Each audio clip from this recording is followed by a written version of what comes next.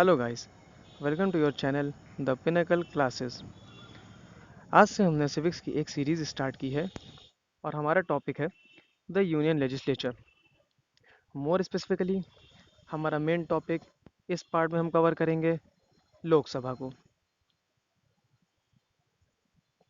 Union legislature ये हमारा government से गवर्नेंस से रिलेटेड एक टॉपिक है जो कि हमारी सेंट्रल गवर्नमेंट से रिलेटेड है कि सेंट्रल गवर्नमेंट हमारी कैसे ऑपरेट करती है, क्या उसके फंक्शंस होते हैं, क्या मेंबर्स की क्वालिफिकेशंस होती हैं, कैसे मेंबर इलेक्ट होते हैं और वो क्या रोल प्ले करता है हमारी कंट्री की वर्किंग में। जैसे कि आप सब देख सकते हैं कि यहाँ पे हमने एक पार्लियामेंट शो करा है। तो यूनियन गवर्नमेंट जो हमारी होती है वो उसका नाम सेंट्रल गवर्नमेंट भी होता है और उसको हम पार्लियामेंट्री गवर्नमेंट के नाम से भी जानते हैं। तो जो गवर्नमेंट हमारे दिल्ली पार्लियामेंट से ऑपरेट करती है, फंक्शन करती है, वो गवर्नमेंट हमारी कहलाती है द यूनियन गवर्नमेंट और द पार्लियामेंट्री गवर्नमेंट और द सेंट्रल गवर्नमेंट। हमारी जो पार्लियामेंट है इंडिया का वो बेसिकली 3 कॉन्स्टिट्यूंट से मिलकर बना होता है। पहला द प्रेसिडेंट ऑफ इंडिया, दूसरा द लोकसभा और राज्यसभा। इस पार्ट में हम लोग कवर करेंगे हमारा लोकसभा को।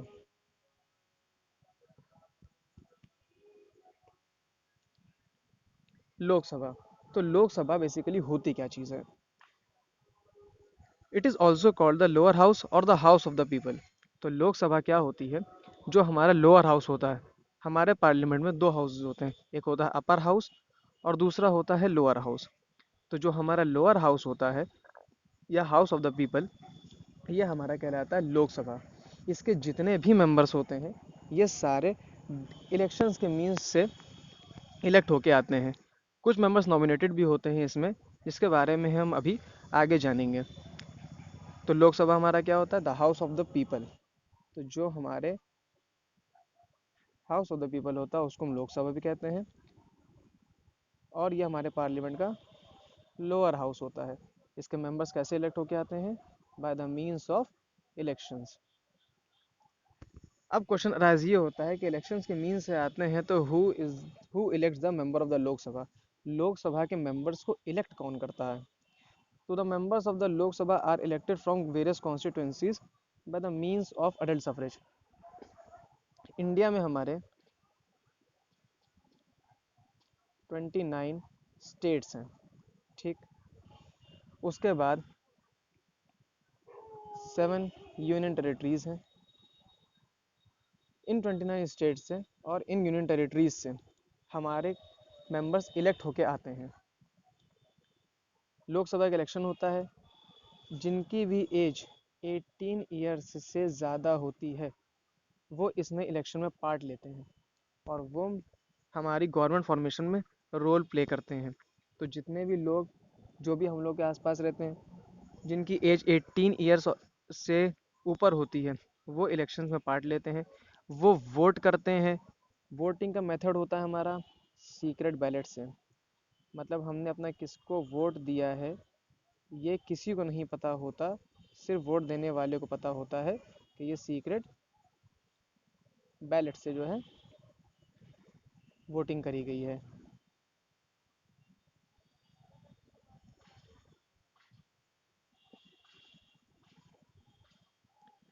अब जो लोकसभा के हमारे मेंबर्स होते हैं इनकी कुछ क्वालिफिकेशंस होती हैं। क्या क्वालिफिकेशंस होती हैं? तो जो भी मेंबर हमारा पार्लियामेंट के इलेक्शंस के लिए, लोकसभा के इलेक्शन के लिए जो कंटेस्ट करना चाहता है उसके पास कुछ क्वालिफिकेशंस होनी चाहिए। पहली क्वालिफिकेशन उसकी क्या होती है? That he should be a citizen of India.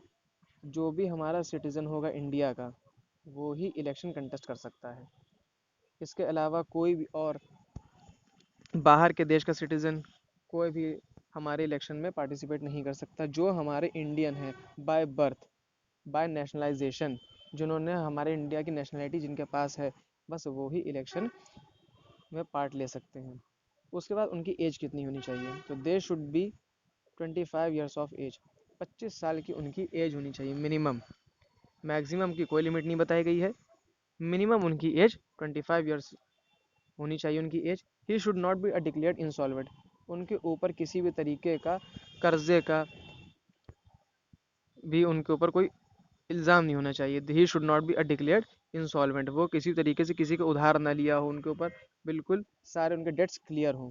He should not hold any office of profit, किसी भी तरह का ऑफिस जिससे उन सेंट्रल गवर्नमेंट में या स्टेट गवर्नमेंट में वो नहीं उनके पास होना चाहिए जिससे वो प्रॉफिट कमा सकें। गवर्नमेंट में आके हमारे जो पब्लिक का पैसा है उसको इलीगल तरीके से यूज़ करके और उसका मिस यूज़ करें। उसके बाद कुछ उसकी प्रॉपर्टीज़ और होती हैं, क्वालिफिकेशंस और होती हैं। क्या क्वालिफिकेशन होती हैं कि वो क्रिमिनल नहीं होना चाहिए, उसके ऊपर किसी भी तरीके का केस नहीं होना चाहिए कि वो क्रिमिनल रह चुके हैं। उसके बाद he should be of sound mind, मतलब उनका दिमाग की हालत ठीक हो। ऐसा ना हो कि वो इन दिमाग से थोड़े से डिसेबल्ड हों। अब मेंबर्स ऑफ द लोकसभा के जो मेंबर्स हमारे इलेक्ट होके आते हैं, उनका मेन टेन्योर कितने साल का होता है, क्या लिमिट उनकी होती है, कितने साल के लिए वो इलेक्ट होके आते हैं। अगर कोई डेथ या रेजिग्नेशन नहीं होता है, अगर वो किसी वजह से कोई member of parliament, member of Lok Sabha, अगर किसी वजह से वो उनको डेथ नहीं होती है या कोई एक्सीडेंट नहीं होता उनके साथ में जिसकी वजह से वो टर्म को कंटिन्यू ना कर पाएँ, उस केस में बिना किसी प्रॉब्लम के अगर वो स्मूथली अगर वर्क करते हैं तो जो गवर्नमेंट में हमारे मेंबर ऑफ लोकसभा सेलेक्ट होके आते हैं, उनका टेन्योर होता है 5 ईयर्स का, 5 साल के लिए वो इलेक्ट होके आते हैं। मेंबर्स ऑफ लोकसभा जो हमारे फिक्स्ड की गई है वो हमारी 552 फिक्स की गई है। इनमें से 530 जो हैं ये हमारे स्टेट से सिलेक्ट होके आते हैं, 20 हमारे यूनियन टेरिटरी से सिलेक्ट होके आते हैं और 2 हमारे एंग्लो इंडियन कम्युनिटी से सेलेक्ट होके आते हैं, जो कि हमारे प्रेसिडेंट नॉमिनेट करते हैं। तो ये नॉमिनेटेड मेंबर्स होते हैं, ये दो कोई भी मेंबर्स एंग्लो इंडियन कम्युनिटी के हमारे प्रेसिडेंट जो हैं वो इनको नॉमिनेट करते हैं मेंबर ऑफ पार्लियामेंट के लोकसभा के लिए।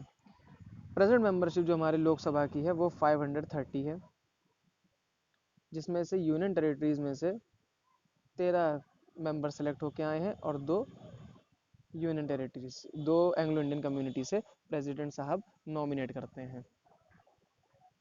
यह हमारे पार्ट 1 का एंड था। अगर आपको वीडियो अच्छी लगी हो तो सब्सक्राइब बटन को क्लिक करें, बेल आइकन को क्लिक करें और लाइक करें, शेयर करें, ताकि हमारी और भी वीडियोस आप तक पहुँचें और आपको ऐसे ही एजुकेशन प्रोवाइड करती रहें।